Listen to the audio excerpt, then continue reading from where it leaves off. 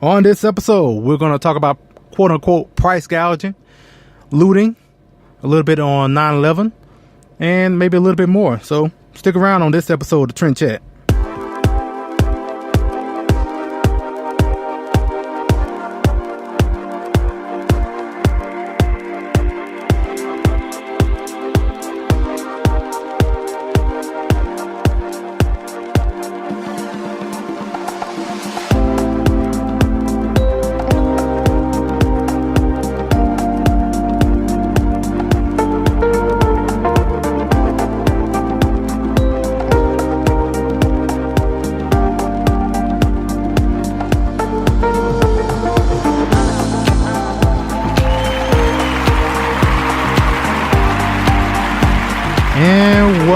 Welcome everybody to another episode of Trend Chat. I'm your host Brian Bledsoe, and if you want to connect with us, whether on Facebook, Instagram, or Twitter, it's all the same name, Trend Chat 24/7. And if you want to read some of my articles for Politichicks, just go to politichicks.com/author/Brian Bledsoe. Also, don't forget about the book, Politichicks: A Clearing Call to Political Activism, which is available on Barnes & Noble and Amazon. Over 300 pages from contributors like myself talking about healthcare, education, etc., like 17 actually different topics. And the article that I have that's contributed to the book talks about my time as a delegate last year at the Republican National Convention, which is under the section of activism. So, like I said, go ahead, check that out. Matter of fact, while you're listening, you can maybe go ahead and get online and purchase about 5 or 6 copies. We definitely would appreciate it. So, like I said in the intro, I guess it's kind of in what I said, saying quote unquote price gouging, kind of maybe giving away as far as how I'm going to comment on this. But either way, I think it's going to be one of those issues where you might have a couple of people maybe like, Brian said, what? Might just back up like, what? I didn't know he felt like that, or I can't believe he said that.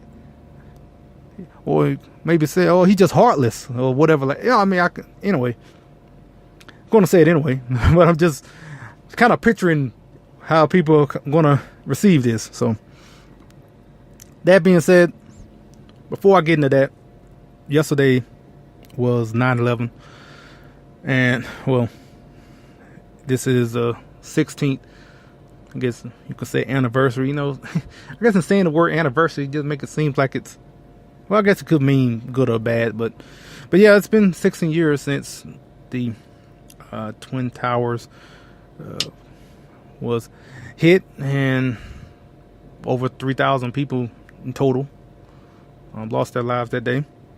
And also another thing I think we should not forget as well is 9/11/2012 as well, as far as what happened in Benghazi. I noticed that definitely wasn't talked about nearly as much, I guess, because it's to bring up 9/11/2012, it's been, in some people's eyes, seem to be politicized. So if you bring that up, you seem like you're being divisive or whatnot, but it shouldn't be, because you had a tragedy that happened then on that date as well. So that's when I posted about 9/11, I posted both of them, and that's basically how I see it.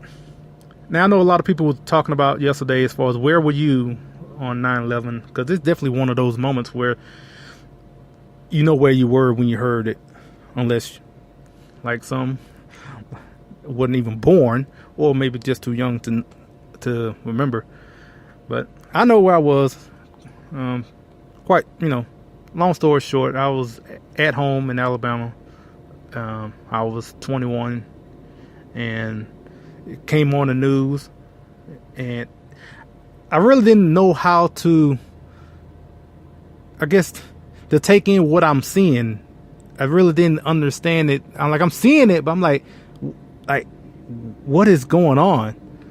And I just remember at that point I was just kind of just watching it and not really getting the whole scope of the tragedy that was going on at that time. And one thing I did remember, that when the story came out about the Pentagon happened, and I had a friend of mine who was up in Washington D.C. on 9/11 at the supposedly to be at the Pentagon, because I remember talking to him the day before, and he said we're going to take a tour of the Pentagon, and I remembered that. And when I saw what happened there, I was wondering, was he there? Because he said he was going to take a tour, and if was he in the area, was he all right?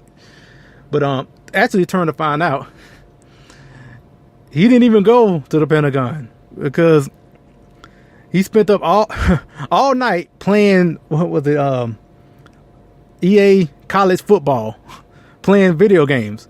So he stayed up so late that they decided they were going to go later as opposed to going in the morning, which who knows what would have happened. But I'm guessing that definitely had to be a blessing. Like I said, who knows where they would have been anyway if they would have went.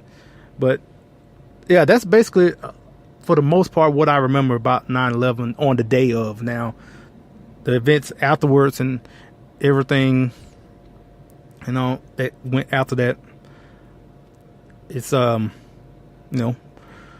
we'll still be, we still should be vigilant as far as when it comes to terrorism, and just continue to keep that thought, really, because it can happen at any time. So just just keep keep sharp, just kind of really just understand where your surroundings are and what's going on, regardless. Kind of one of the things I'm going to bring up when I talk about this price gouging thing, be prepared. I'm an old Boy Scout, so the motto is be prepared. And even whether when I'm going to talk about price gouging or when I'm just in general, just in daily life, just be prepared about just understand what's going on. So, just a quick thought about that. And actually, before I get into this whole deal about price gouging, let's hear a word from the Founding Project. Hello, Trend Chat listeners. If you like the Founding Project's Civics Education video series, Civics for All Ages, and our educational meme series, we think you will love our new website. Join us at thefoundingproject.com and be a part of the civics movement. The Founding Project is a 501c3 education nonprofit. Please join us today.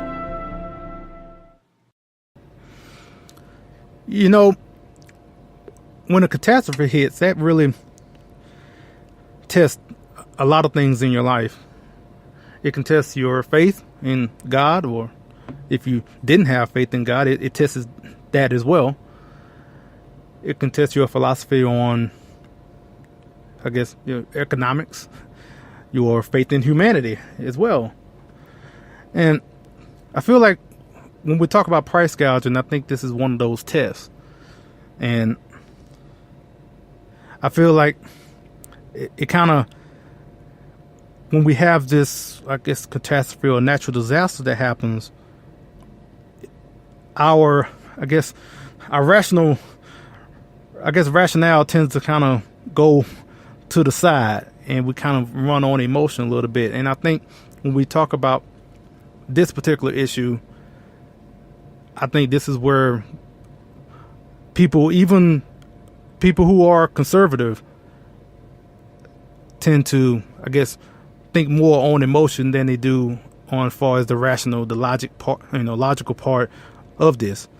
So I mentioned that because, today I heard about Texas Attorney General Ken Paxton is suing a couple of companies for price gouging, and as well, I'm pretty sure, I think probably Florida's going to as well, because their Attorney General, I think Pam Bondi, I hope I got her name right, but they're probably going to follow suit as well probably on some companies.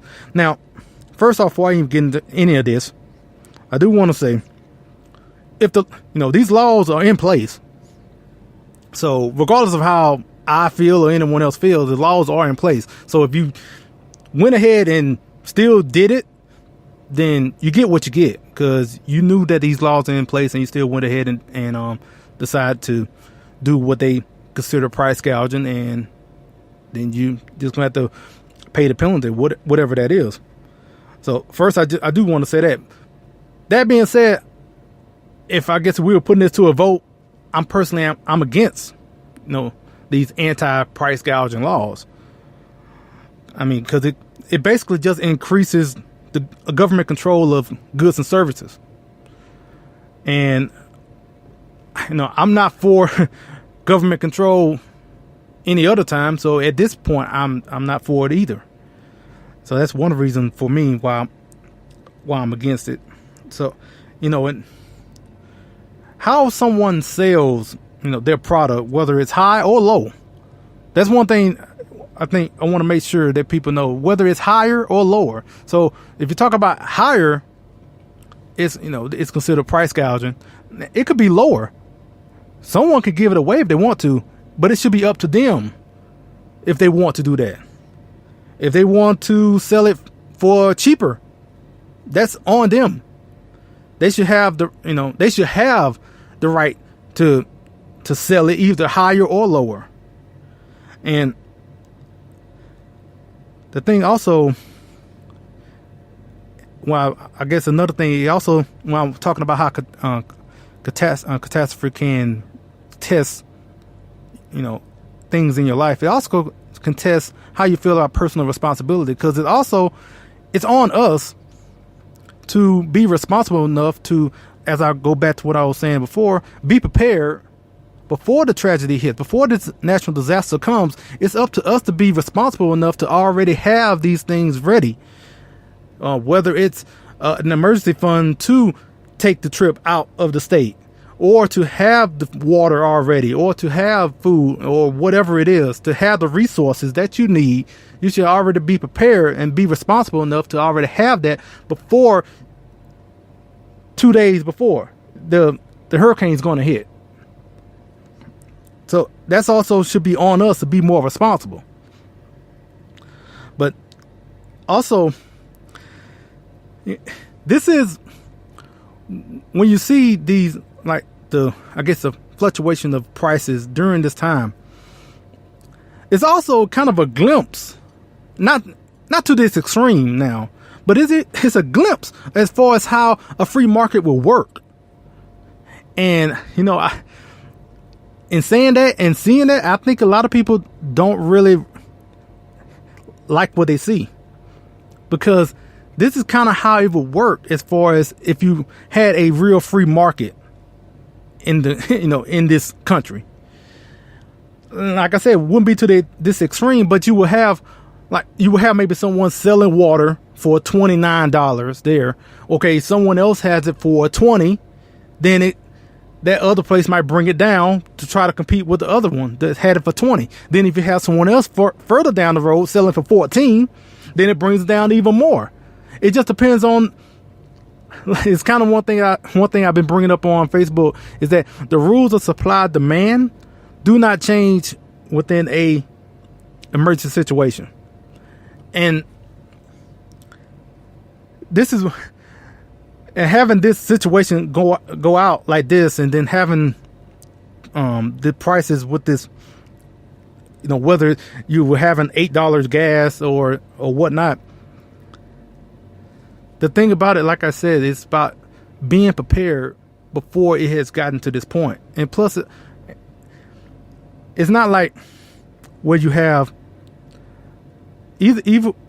whether you have people who are just outlandish with their prices that they've set. That is up to that person that is selling. To the seller, whoever it is, that's their prerogative as far as how they're going to sell their product.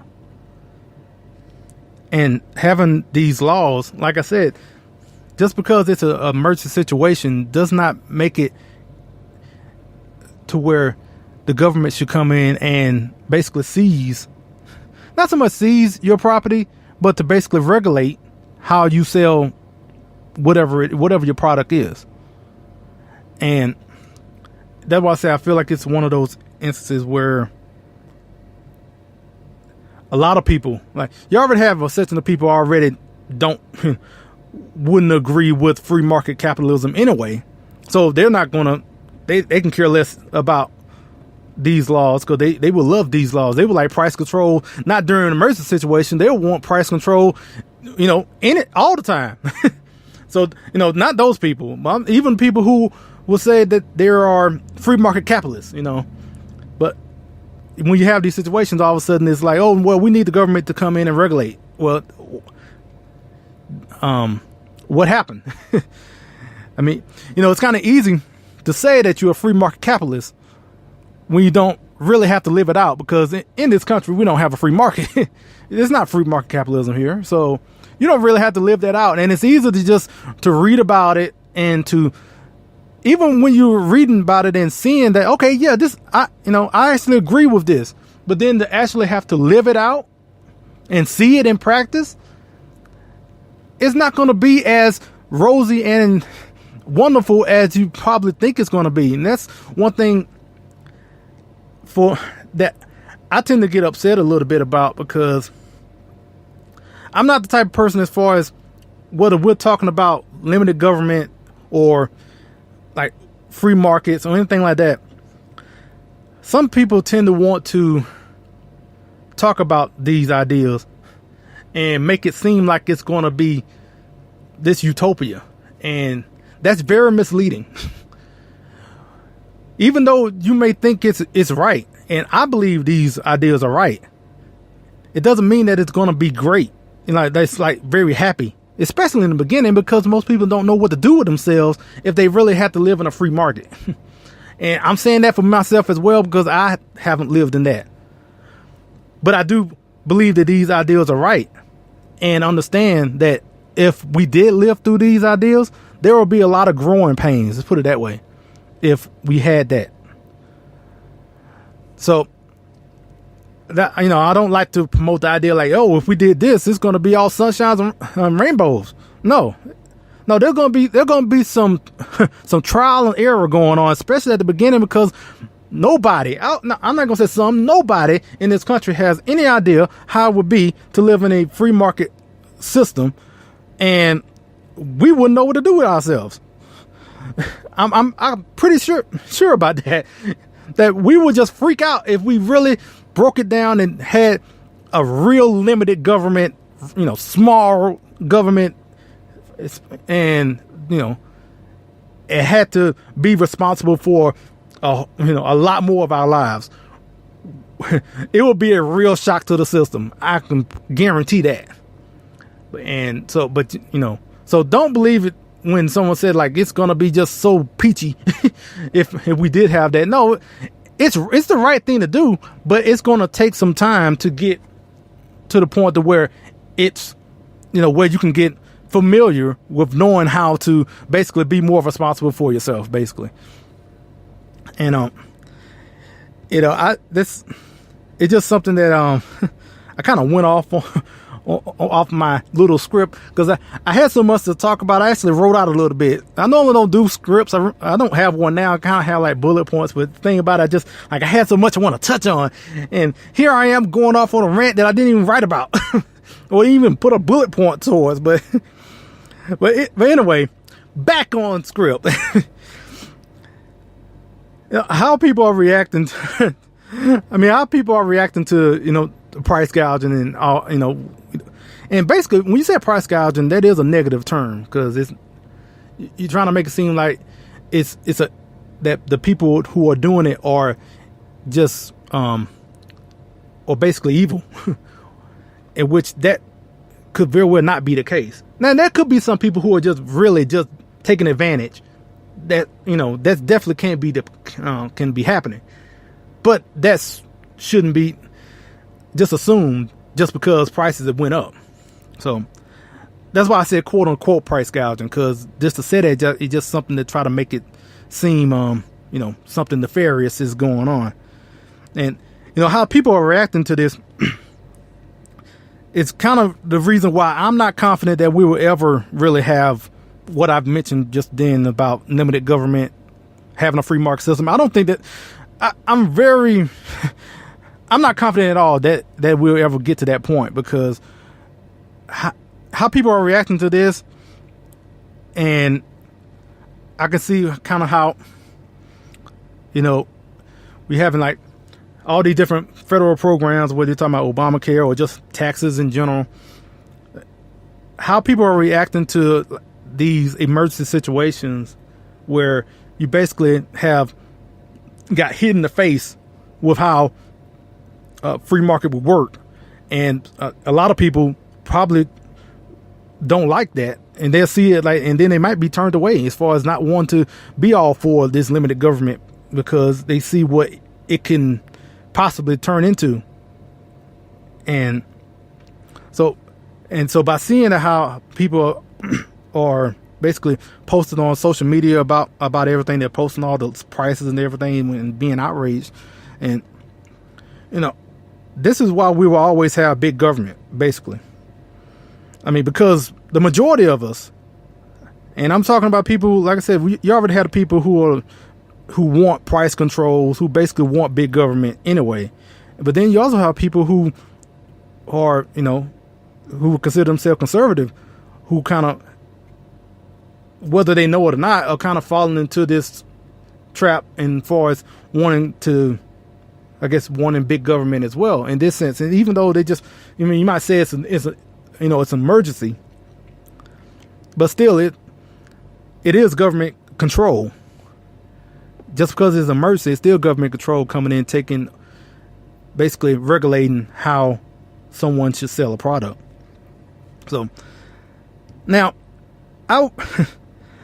even though I was thinking about all this as far as when it comes to price gouging and everything, and I was just thinking to myself, I wonder what other people kind of think, and people that I respect at least, about price gouging, and wondering if I was, kind of off as far as how I was thinking it through. And first person I thought about is someone that I would definitely consider kind of like a political mentor. I mean, but as far as just reading his books, it's Thomas Sowell. And so I Googled price gouging Thomas Sowell just to see what he said. And I was wondering, am I thinking the same way? And just to show him, I came across, he had an article from 2004 talking about price gouging in Florida. So, I shared that on the social media accounts, Facebook and Twitter. So if you want to read the article that I posted about what Thomas Sowell said, just go there. But I'm just going to read just a little bit of it, just one paragraph. So forgive me. Here we go.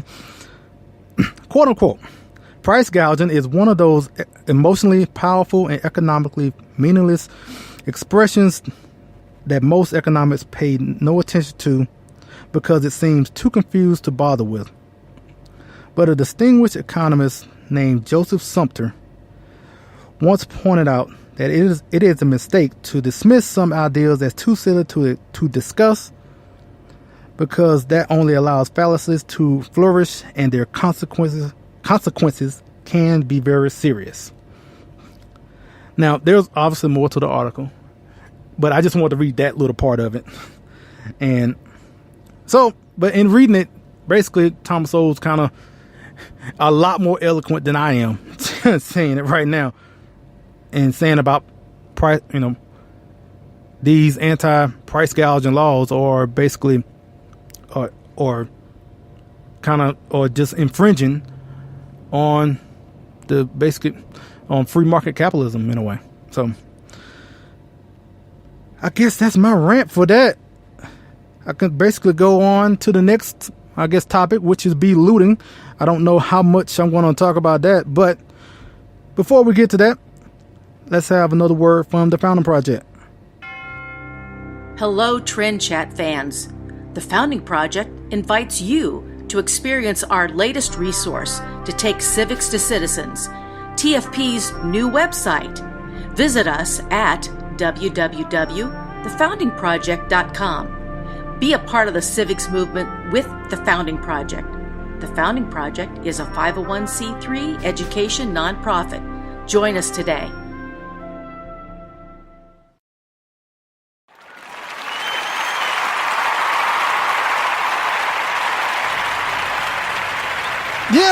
Yeah. Why am I playing that? Because I am happy at myself. I am proud of myself as far as being able to get through that whole thing in one take, basically. I wrote that little bullet point out, and I was like, oh man, I don't know if I'm gonna get through all this. And I'm just proud of myself. I guess you could say I'm just feeling myself a little bit, and I just had to play a little clap there. So the next thing I was going to mention, along with everything that's going on with the hurricanes, is looting. Because normally what happens right after this, you have people going out and breaking windows and taking everything outside. Sometimes it's food, but a lot of times it's shoes and TVs, which I don't know. You're eating shoes, and I don't know what's in those TVs. They got some Rice Krispies or something inside them TVs, and people feel like they need to take those because they're in such dire need. But it's funny because, to me, the more I see videos of people going out looting right after a hurricane or something like that, or some natural disaster where people were evacuated, but people choose to stay, I'm really starting to believe that some of these people are staying just so they can loot. I mean, because they feel like, okay, I'm just going to stick it out here. Okay, now, so first let me say, I know there's some people who just don't have the means to go. Like, that's why I said the word some. But I do feel like there's some or do have the means to go. They just like, no, I want to stay because I know there's nobody going to be in these stores. So I can just run in and throw a brick through the window and take whatever I want. I feel like that's what some of these people are doing as well. And, and obviously when you start seeing this and you see some of the videos and majority of them are black, then all of a sudden your black social justice warrior, all of a sudden the black Twitter, all of a sudden want to start scourging the web, trying to find some white looters anywhere so they could post, look, there's some white folks looting too, which I'm pretty sure there's white people looting. There's people looting. Like, looting doesn't have to be color specific, People commit crime regardless of their color. That being said, if you just basically got the stats and saw how many of one race as far as all the other races, I would bet you that it would be very disproportionate to the population. That you would find that even though you might find other races out there looting or whatnot, yeah, for some reason you see the majority of this looting and the people who are put behind bars tend to be black. And so it kind of shows right there. And it kind of goes into the other stats as well, because you have other stats where you have the minority of people committing over like half or close to half of all the crime. So, but then when you get busted on it, all of a sudden you want to start screaming racism. My question is, like, did you do the crime or not? If you didn't do the crime, that's a different story. But if you did do the crime, then I guess the old rhyme goes, if you did the crime, you should do the time. And just in this case. So I can care less if you're black, brown, white, or whatever. If you're out there looting, then you're out there taking someone else's property. And this kind of goes back to what I was talking about price gouging. Just because it's a hurricane that hit, or maybe in your mind you're like, well, their insurance can take care of it or whatever. That's not the point. Just because like if you think just because they have insurance and they'll get the stuff back anyway, that still doesn't make it right to go out and just take other people's property. I don't care if the people are gone. I don't care what excuse you're going to bring up.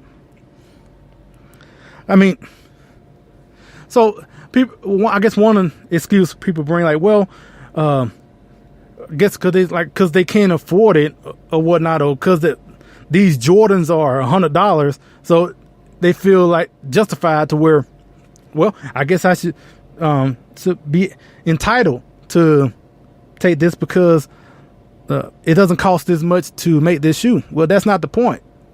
That's how much they want to sell it, and if you want to buy it, that's how much you got to pay for it. It's not up to you as far as what the price should be. The price is what it is. So like I said, I don't care what color you are. If you're black, put it back. If you're brown, put it down. And if you're white, please requite. Either way, I mean, just stop stealing other people's stuff. Just because a hurricane hit doesn't make it yours all of a sudden. But that's it. That's all I got. That's what's been on my mind when I see all these videos and whatnot, and that's basically, I'm pretty sure it's going to happen again next time there's another hurricane. So anyway, that being said, let's have another word from the Founding Project. Hello, Trend Chat fans. The Founding Project invites you to experience our latest resource to take civics to citizens, TFP's new website. Visit us at www.thefoundingproject.com. Be a part of the civics movement with the Founding Project.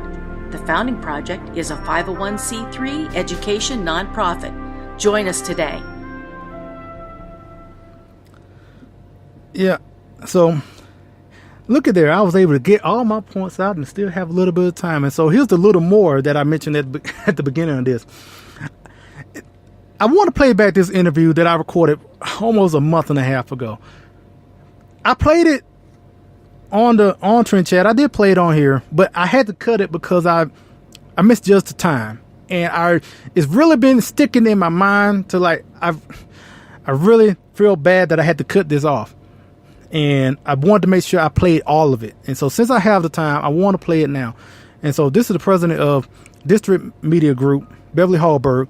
And I'm just, I want to play this interview and play it in its entirety. It's just 5 minutes, but I did have to cut it when I first aired it because I messed up on the time. So given I have time now, here we are.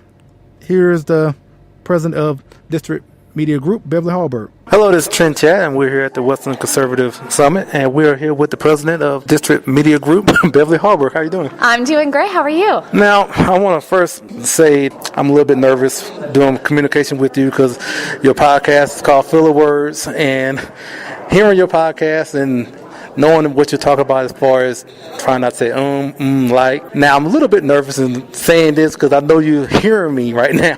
Well, think about this. So I train people how to do media interviews. So it's sometimes a little bit nerve-wracking if I don't do it well because then I'm not modeling what I preach. So you could say you're in good company because I'm always trying to make sure I don't mess up either. Okay.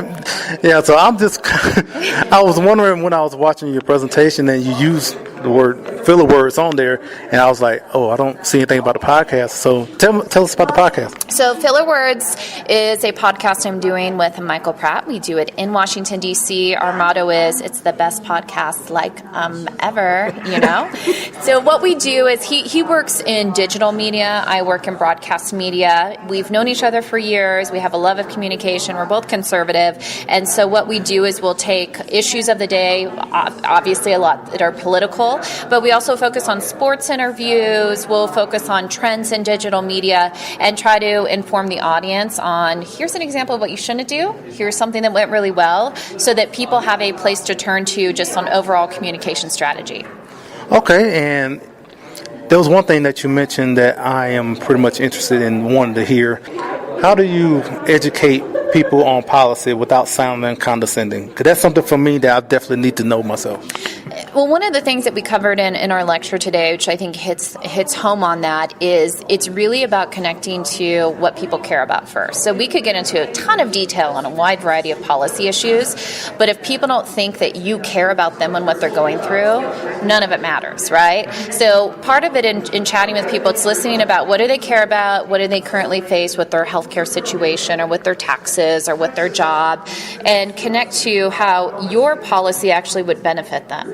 And maybe give a specific example on how that looks like. So we tend to just focus on the minutia and the nitty-gritty of every policy issue, but what we really need to do is who am I talking to, how does it apply to them, and let me show you why the principles that I believe in will benefit you if we see them enacted.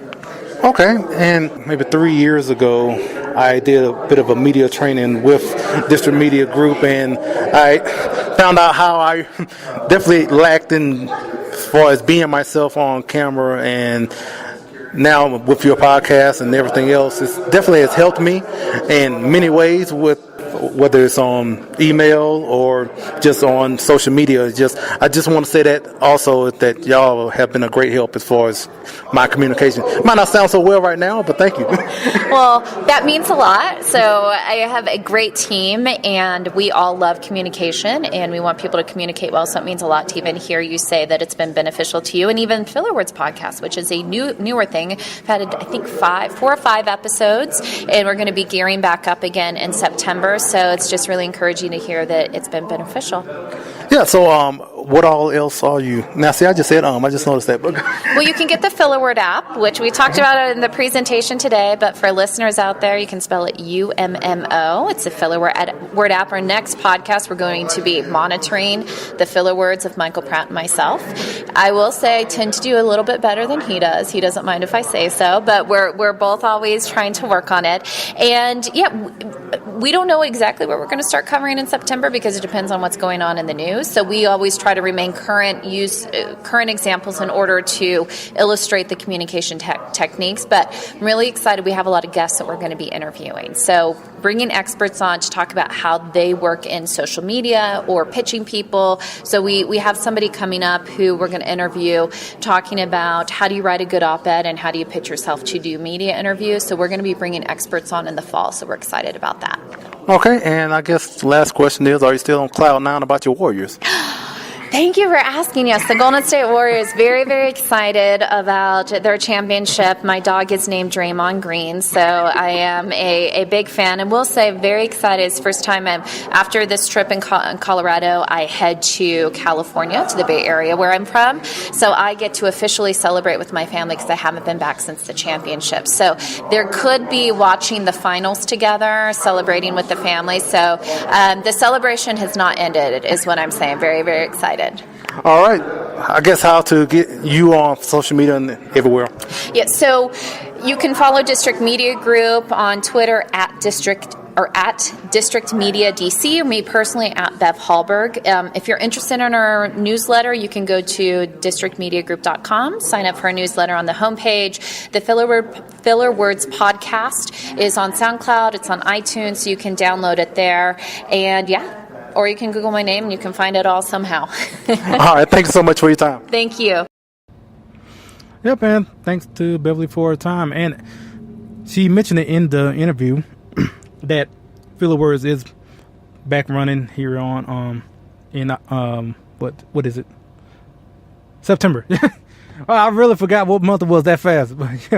But yeah, so they've started back up on with Filler Words, and it really has been a pretty good resource for me as far as understanding, as far as communication, and trying to not do as many filler words as possible. I'm pretty sure I did a quite number of them today, but at least I'm somewhat mindful as far as how to keep from saying as much. I'm guessing if I didn't have filler words, the podcast, to really think about how I'm going to not say,